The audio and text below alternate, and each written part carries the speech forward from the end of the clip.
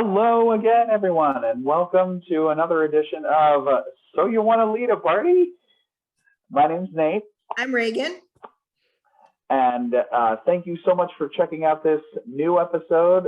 Please, while you're here, remember to click like, subscribe, and leave a comment. That helps us out, helps us spread the word about our new adventures. Today, Ragan and I will be tackling Civil War General PGT Beauregard. So get psyched. Let's jump right on in. PGT Beauregard. His name was actually Pierre Gustave Toutant Beauregard, born in 1818, so about 35 years, if my math is correct, after the end of the American Revolution, and he passed in 1893. He was born and raised on a sugar plantation in Louisiana to a French Creole family. He attended West Point and was trained as a civil engineer and fought in the Mexican-American War. When Louisiana seceded from the Union, Beauregard surrendered his commission with the American Army and joined the Confederacy. He fought at Fort Sumter, First Battle of Bull Run, Battle of Shiloh, Siege of Corinth, and Defense of Petersburg, Virginia. So Beauregard did not get along very well with the Confederate President Jefferson Davis, which sounds a bit similar to another historical figure that we've done. And so Beauregard did not move high in the Confederate military. He and his commander, once they saw that the Confederacy was losing, they finally convinced President Jefferson to surrender to the Union. After the Civil War, Beauregard, after some years, he began to advocate for civil rights for freed slaves and for women.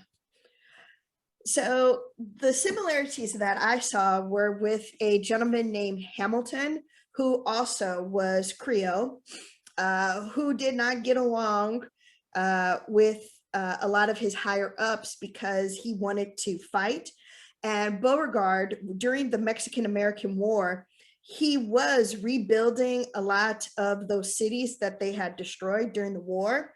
But because he didn't find it very exciting, he wanted to go back to battle.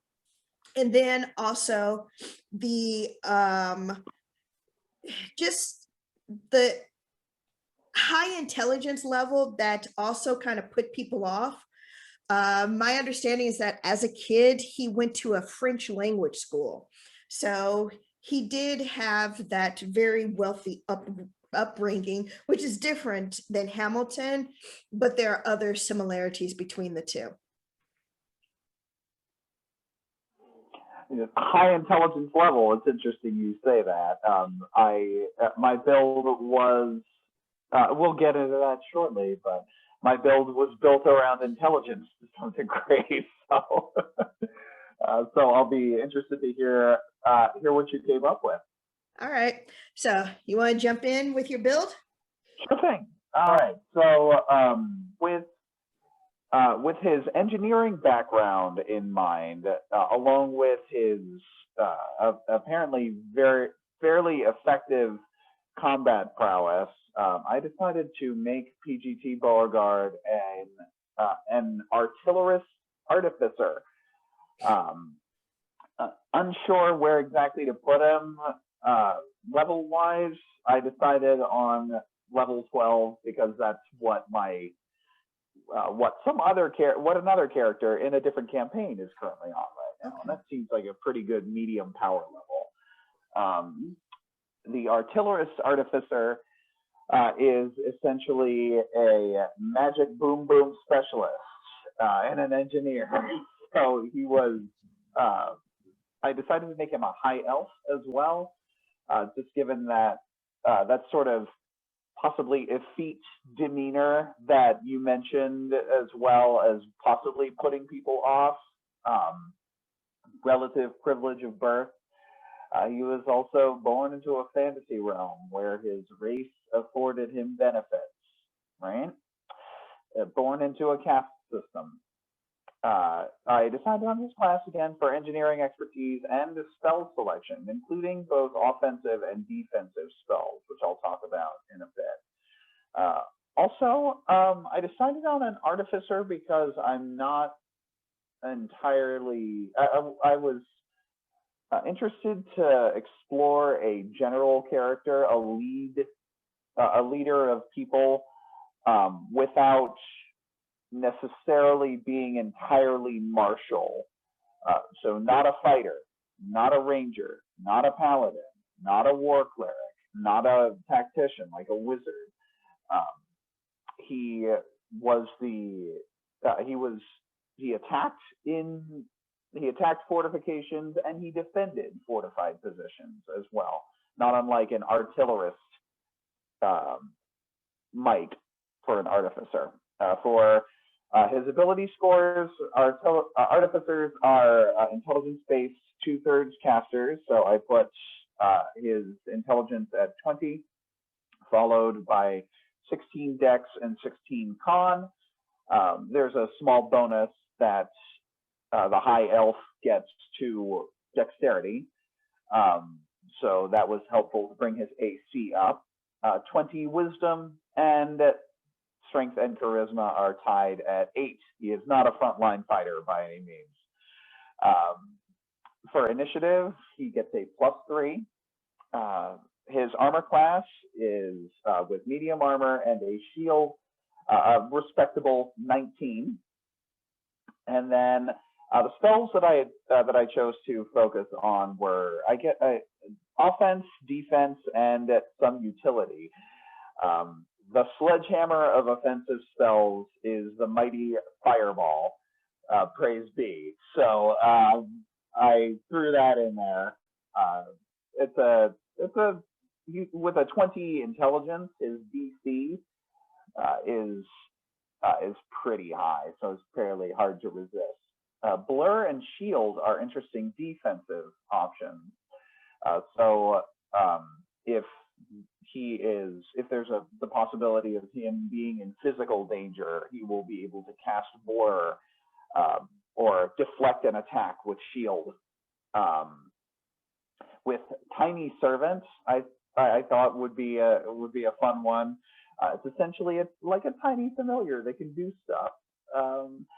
Featherfall is a neat one, just in case the party happens to be in an area like a dungeon or a deep cavern where someone could fall.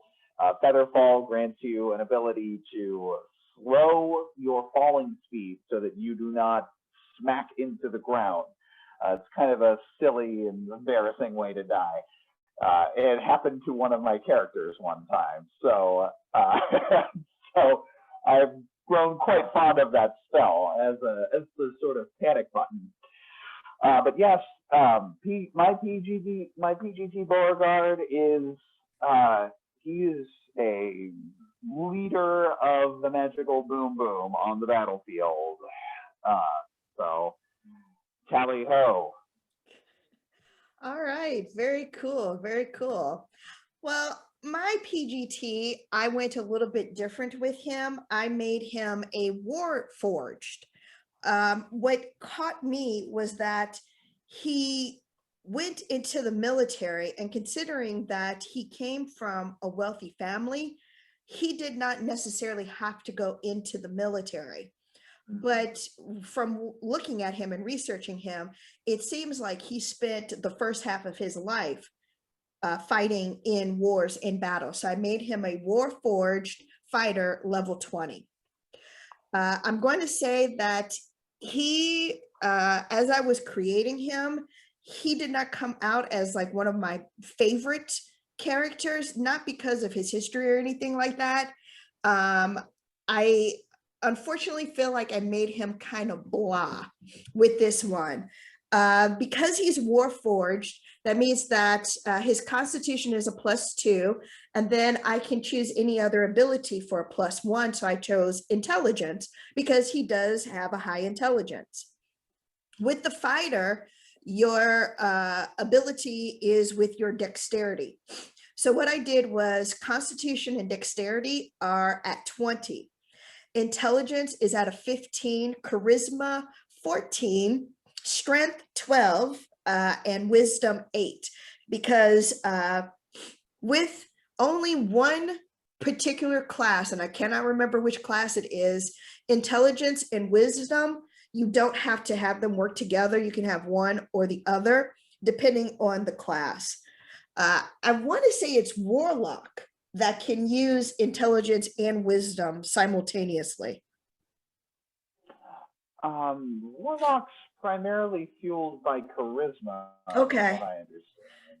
I'll figure it out one Warlock day. Yeah. His initiative is a +5 and his armor class is 16. Now he's Warforged, which means he's made out of metal or wood. So basically causing him damage is a little bit more difficult than some of our squishier races. So I did not give him anything extra except for a great sword, a Morning Star, because I just like the weapon Morning Star. I find it very polite for a weapon that is not polite. So I just found that kind of funny. His hit points are 224. But the thing that kind of like hit me where it's like, none of his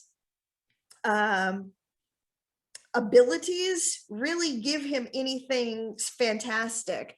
I was thinking about the character that I created for like Nixon, or just my regular characters that I use, Christina and Benoit. They have these huge double-digit numbers, but for Beauregard, it was like +8 to add to some things. I mean, it's nothing to sneeze at, which I'm about to do because springtime allergies, but also at the same time, it was kind of like, he kind of fell a little bit flat for me. So yeah, he didn't, this particular character did not hit me with the, ooh, this is fun and spectacular kind of thing. But yeah, I just focused in on his military career because reading about or researching about his civil rights foray seemed more like it was self-serving for the South, because initially he was ticked off because a portion of his land, his inheritance, was taken away to give to the freed slaves. So he was ticked off about that. But his intelligence told him, look at the writing on the wall. You can be as upset as you want to be. You're not getting that land back, no matter what you do. So then it became, well, the freed slave is a Southerner. So we need to bring them in and bring them with us. We don't need the North to come here and tell us Southerners what to do. We can do this ourselves. So it felt very self-serving. So maybe that's why I was kind of like, Meh. Meh. No, thank you. Yeah. Out of curiosity, what kind of archetype of fighter did you make him? Like a champion or? Oh, yeah. That is an excellent question. While I was building it, crap, I forget which one I said I was going to make him for his fighter. So let me look up that. But while I'm looking up that, I did find it interesting that you chose Artificer. That made me think of Queen Elizabeth character. Yeah, it's the same. They are the same class. They are the same subclass as well. So it just felt right to me. It resonated for a class that's very much about magical tinkering. I guess I really fixated on his engineering background, and because he excelled there when he was at West Point, and when he entered military service in the Mexican-American War, he also like went in as an engineer essentially. And I was intrigued by the possibility of role playing a military character that isn't exactly a fighter, you know?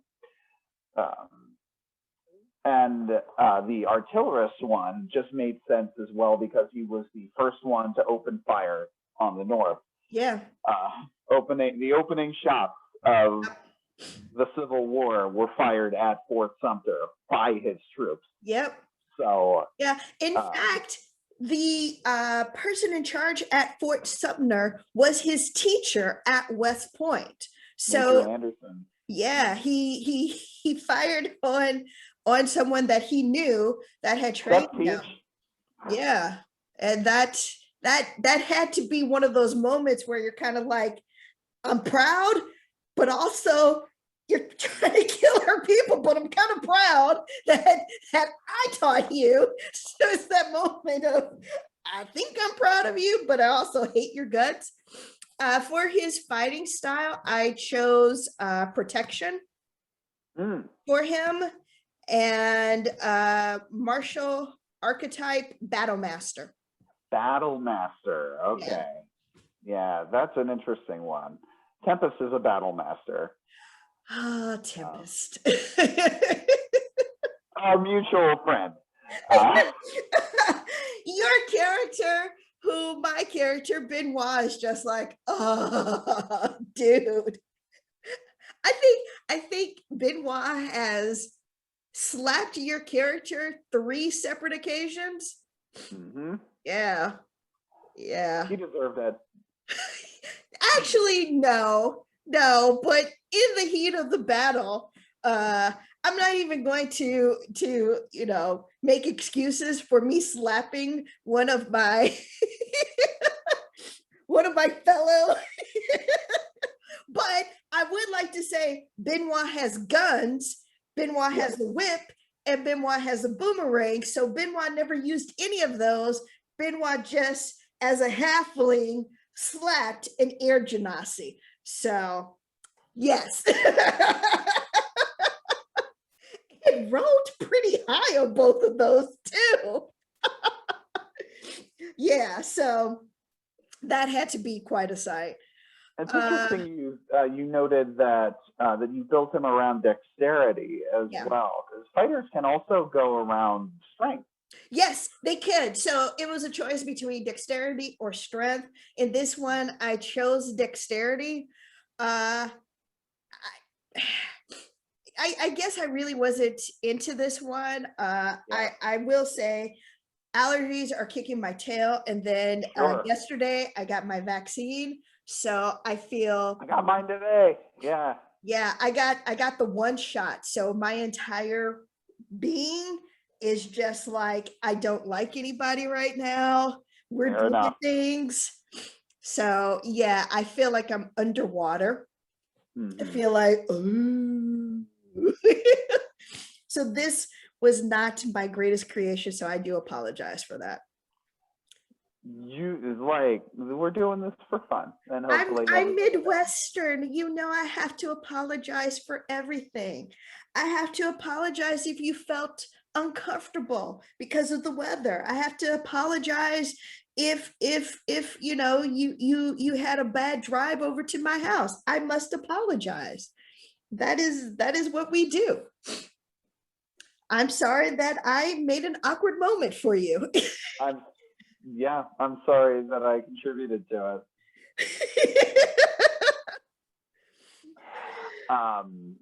So yeah, there's PGT Beauregard. Yes. Yes, I hear the last name Beauregard, and I think, of course, of Foghorn Leghorn. But thank you all for joining us on another episode of So You Wanna Lead a Party? Don't forget to click subscribe, like, make a comment. We are now on Twitch, and we're going to go live on Twitch on Tuesday at 8 o'clock. So you can watch us as we create a D&D character around a present day politician. All right. Thank you all so very much. Join us next time. Say goodnight, Nate. Good night, Nate.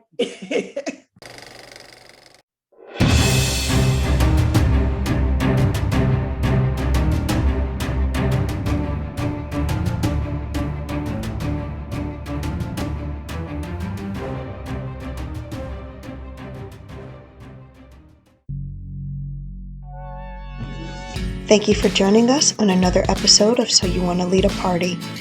Please click the subscribe button, the like button, and don't forget to ring the bell. And if you enjoyed this week's episode, check out last week's video or the YouTube suggested videos.